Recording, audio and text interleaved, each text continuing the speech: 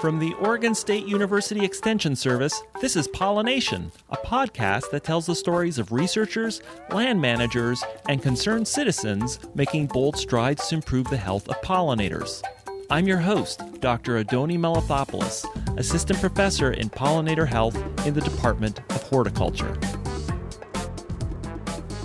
As frequent listeners of Pollination know, I've often lamented at the absence of organizations akin to the bee clubs, where anybody who's enthusiastic about, native bees or wild bees can go to both learn about them, have educational resources, but also be able to put their efforts outwards towards either discovering new bees or educating the public on the wonderful bees that we have here in the United States.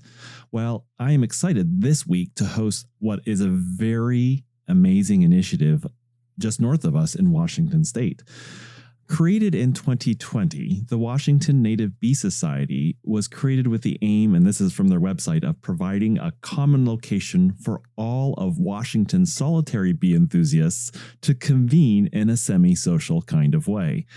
I'm really excited this week to host the president of the Washington Native Bee Society, David Jennings, also Colleen Willson, who's the Vice President and Education and Outreach Chair. In this episode, you're going to learn about why this Native Bee Society was formed, some of the challenges it has faced in starting up, and where the Native Bee Society in Washington is headed. It's some great tips in this episode if you're in a state that doesn't have a Native Bee Society on how to get up and running. So without further ado, let's head up to Washington and learn more about forming a Native Bee Society this week on Pollination.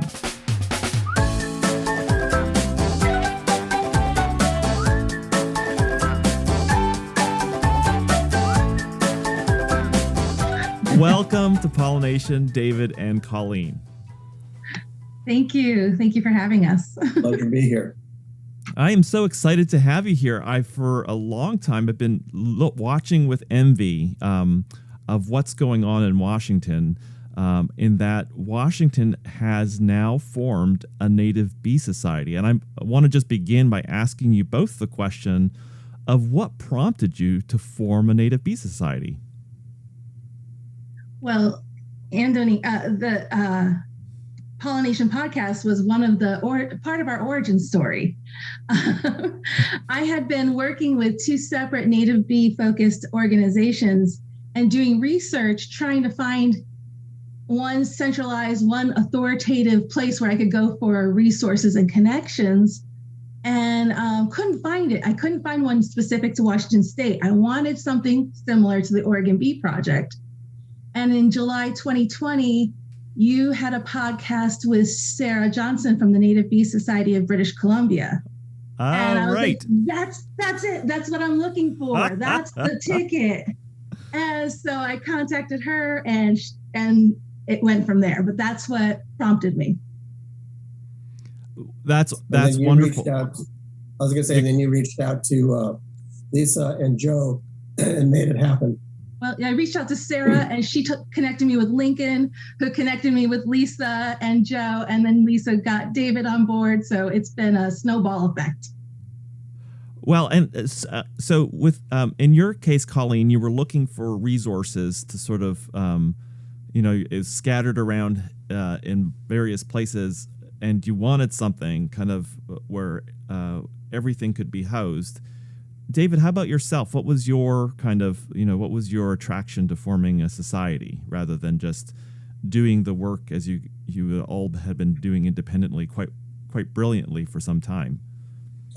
So for the last several years, I've been working with Lisa Robinson and Don Rawls, and Don is sort of the preeminent community scientist on native bees in Washington. He's been working with folks in Logan for about 10 years, and he had me under his wing. I was working on bumblebees at first, and then when Lisa commented to me that she and Colleen and Joe were pulling something together, I'm like, that sounds wonderful. We need it. And I jumped on board.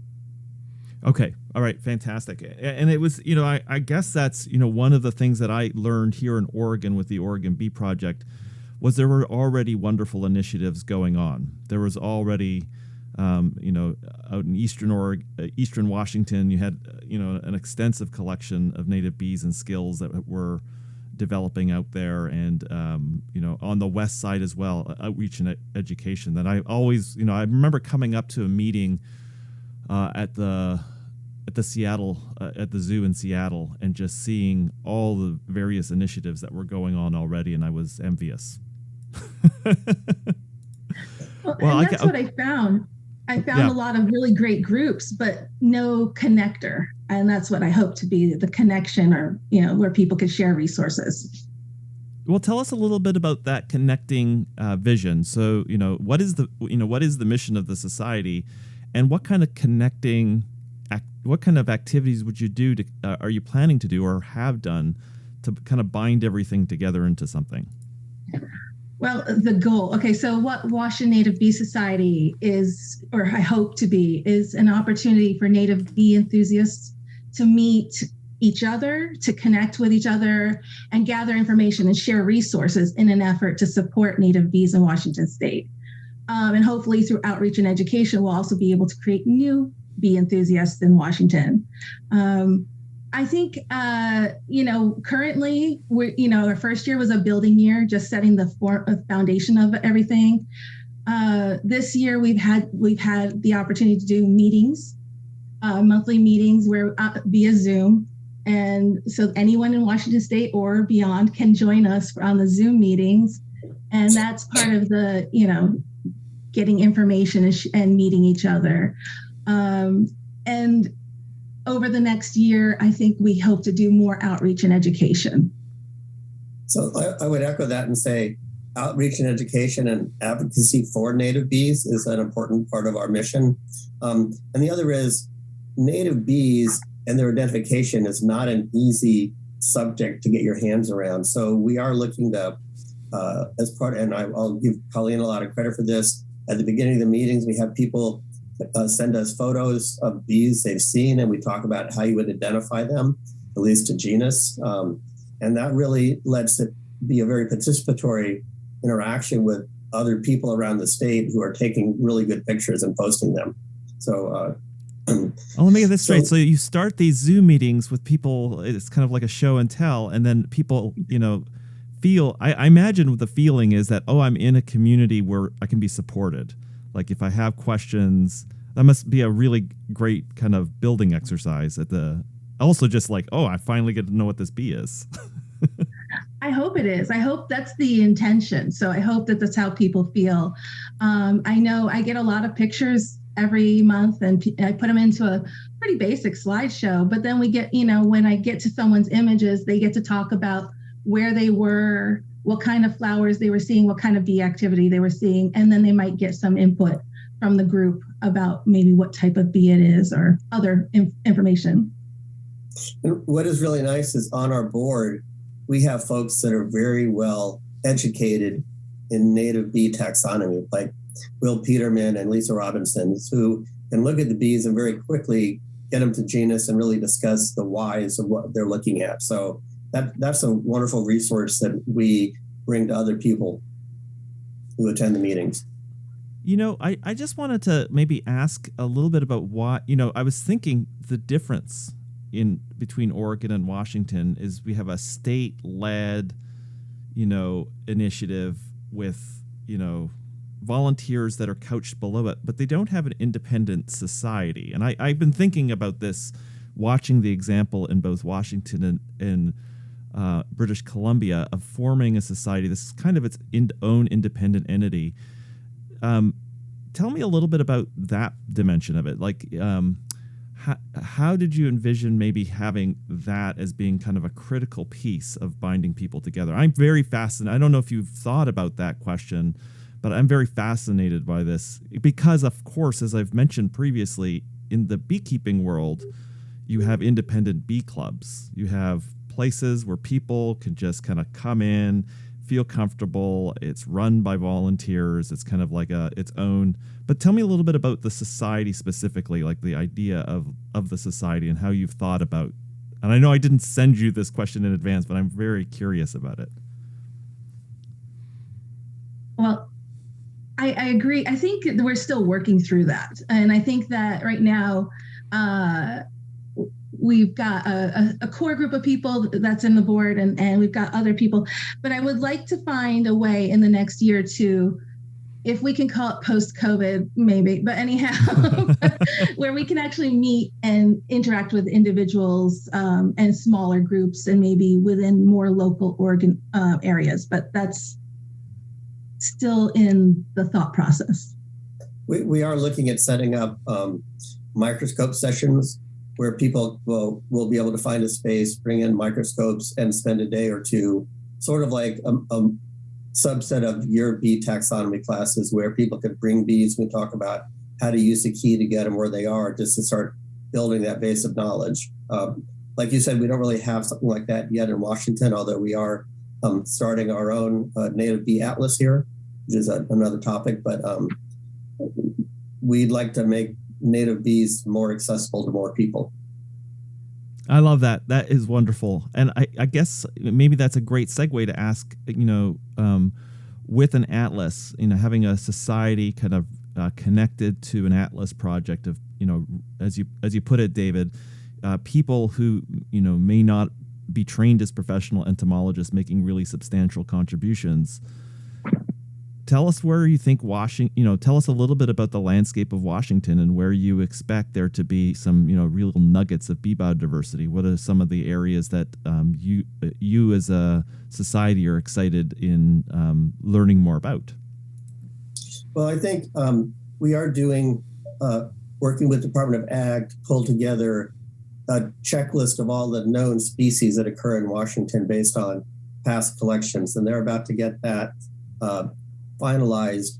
And one of the first things they'll be doing with it is analyzing it both from what species should be here that we haven't detected, and also what parts of the state have we not sampled yet very heavily.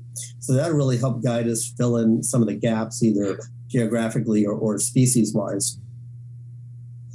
And I lost track of where I was. So what was the question again? Well, no, that kind of sets up where, where maybe species that you might expect to find, or, you may want to track down. But yeah, but tell us a little bit about the state. I mean, for listeners, and, I always think the thing that Washington has that we don't have is the North Cascades. Well, and that's a great point. So when I was doing my bumblebee analysis work, I downloaded from the EPA their ecoregions level 4 map. And it turns out an ecoregion is sort of a distinct area based on geology and biology and hydrology and a lot of different factors to say this is distinct from other ecoregions. And then at the ecoregion 4 level that EPA has defined, we have 54 different ecoregions in the state, which is pretty darn high. And if you think about it, we got the coastal range, we got very high alpine mountains, we have the dry side, east side of the Cascades, we've got the sage steppe, shrub steppe, we've got, and then as you get further east, the rain picks up and we have, the Blue Mountains and the Selkirks. So we just have a great deal of variety. And you look at some of the places on the east side, particularly like the Okanagan and some of the large tracts of federal land, and we expect to find quite a bit of diversity in the higher elevations and in some of the undisturbed lower elevations all over the state. Fantastic. I guess this also, raises the question. I know in some states, Washington included, insects are categorized by the state as wildlife, and I suppose that opens up some challenges in terms of being able to survey. Can you tell us a little bit about that dimension? Right. So I'm going to backtrack a little bit and say I just want to give a lot of credit to Lincoln Best, your bee taxonomist, and one of our earliest meetings of the Bee Society while we were just getting organized. I think it was our second meeting. He popped in and he said, "Look, you guys, the legislature is interested in pollinators right now. They've set up a task force run by the Department of Ag. We can get pollinator health questions. If you don't get in there and advocate for a bee atlas, you're going to miss your opportunity of getting the legislators' attention."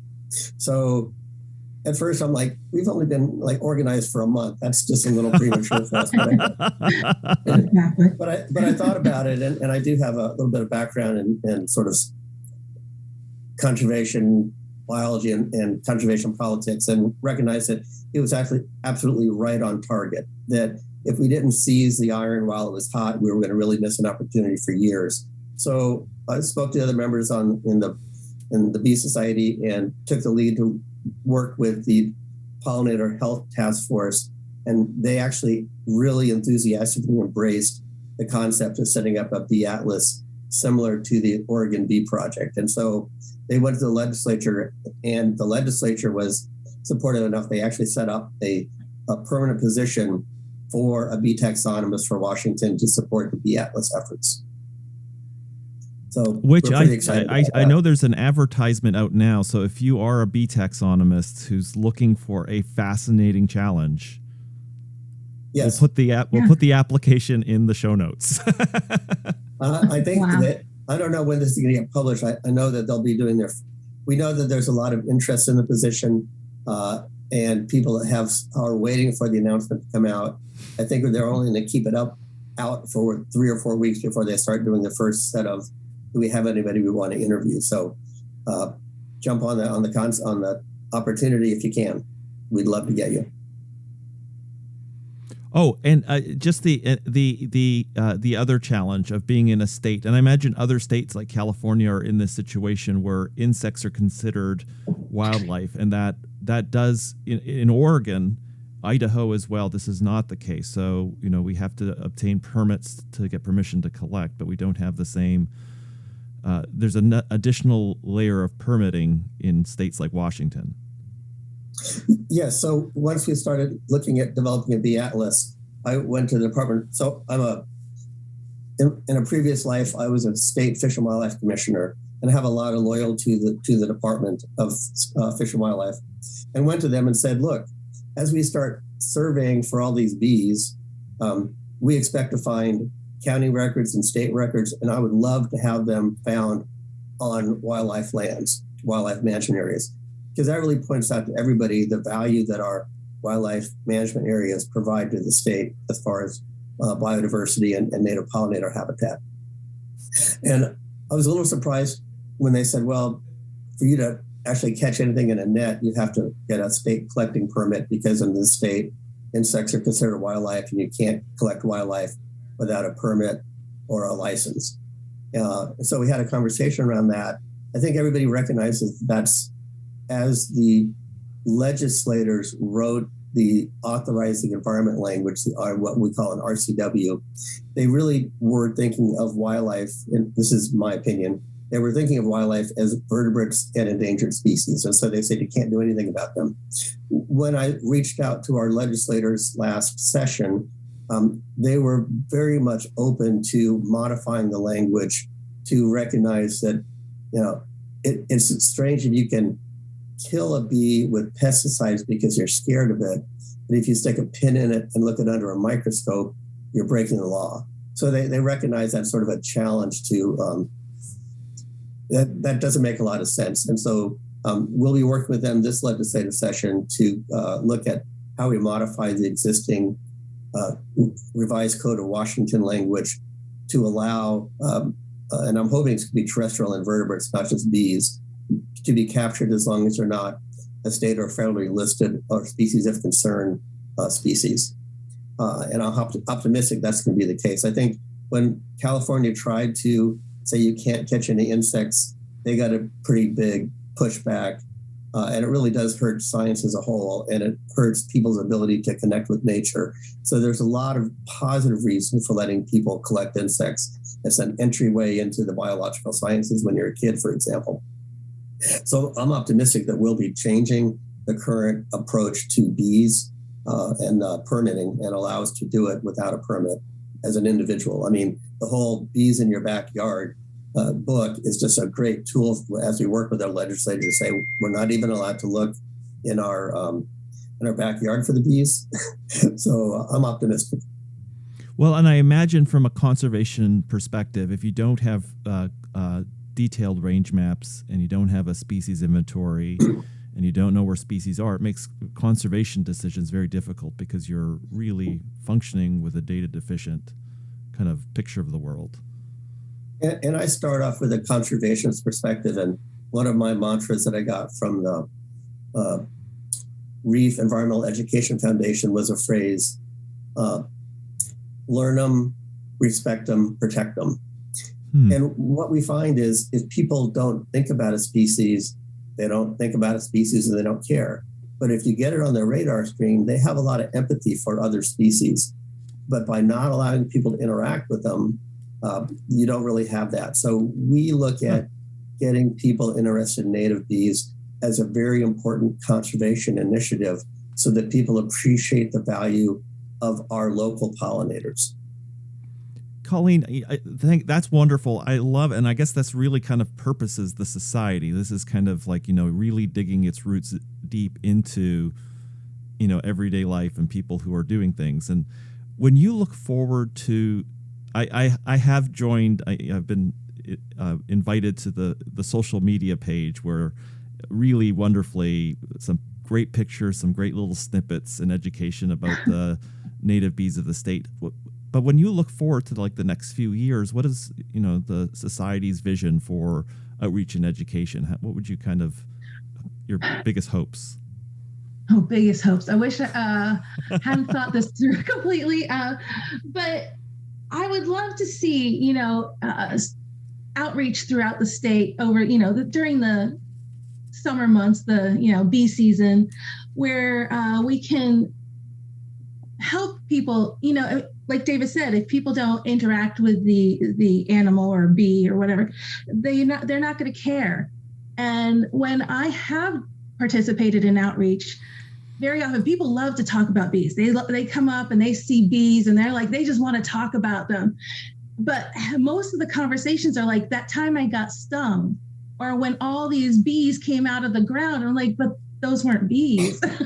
So, a lot of times it wasn't actually a bee. They're thinking of wasps. So just the basics of letting people understand that there's such a huge variety of native bees, and it's not just honeybees, and it's not the wasp that stung you last year or whatever, that they're very different. And so what's the biggest goal? I want to continue to grow. I would love to see this group operate to such a degree where it's big enough where we have to have small local chapters.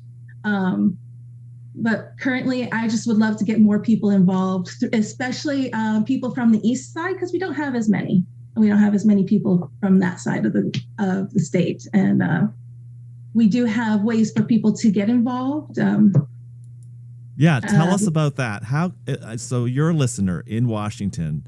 You've been working away on native bees, and you didn't even know you're like, I have to get a hold of these people. How do you get involved? Or let's say you're just a listener in Washington. It's like, I really support them. I really would love to, contribute to them or help them out. But, what are my options? Lay that out for us. Well, then we have a number of ways. So first of all, we have our monthly meetings. It's the fourth Thursday of every month. And at the beginning of each meeting, we have a bee share or show and tell, essentially, where anyone can send me pictures of bees and I will put those up on a slideshow. And then at 7:30, we have a speaker, various topics. We've had some great speakers over the last 6 months or more, and we'll continue to do that. Also, if you just are taking pictures and you have a picture of a bee and you put it in iNaturalist, iNaturalist, we have the Washington Native Bee Society has an iNaturalist collection group, and all of those bee pictures will go in there. And Lisa and Will and Tina are very active and will interact with you about those pictures and tell you what they think it is, or maybe they just want to ask you questions. So okay, so if you're in your backyard, you see a crazy bee, and you're like, you upload this iNaturalist app, which is really easy to use. You just take a picture, and then it'll make its way into this project, and then they'll kind of help you out from there. Just automatically, you'll get a little note, I guess, with your contribution.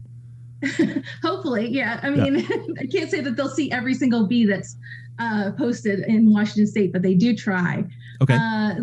Then we also have a Facebook group, again, Washington Native Bee Society, where people can share and communicate. We have a website, and that's nativebeesociety.org. And we're continuing to build that up.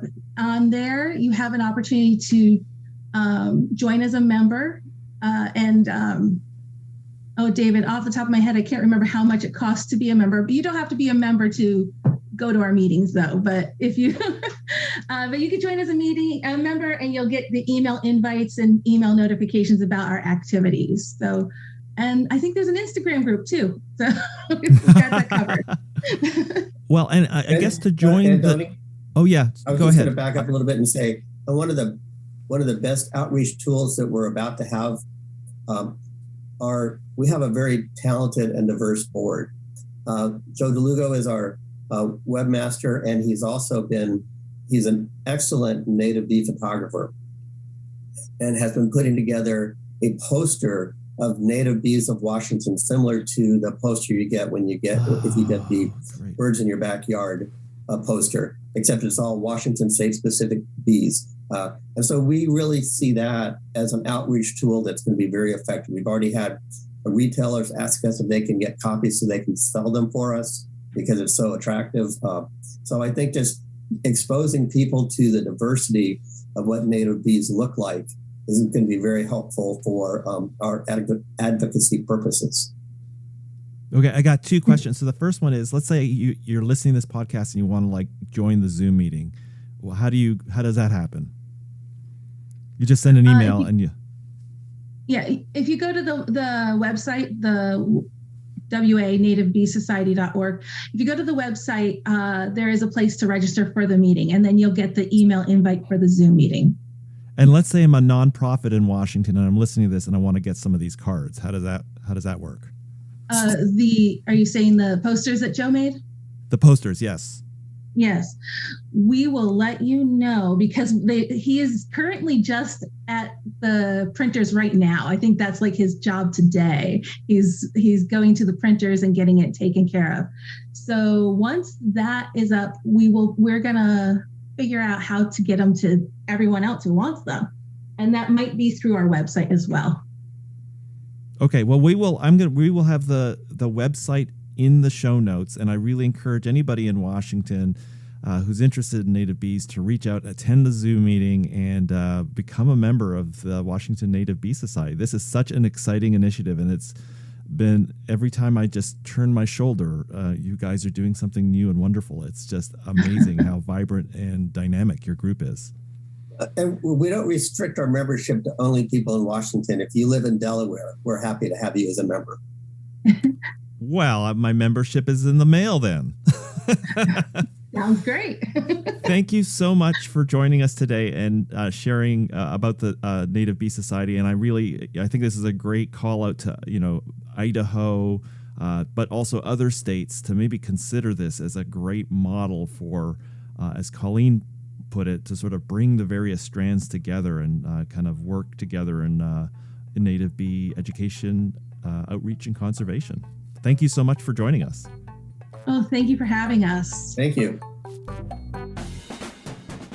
Thank you so much for listening. The show is produced by Quinn Sin and Neal, who's a student here at OSU in the New Media Communications program, and the show wouldn't even be possible without the support of the Oregon Legislature, the Foundation for Food and Agricultural Research, and Western SARE. Show notes with links mentioned on each episode are available on the website, which is at pollinationpodcast.oregonstate.edu.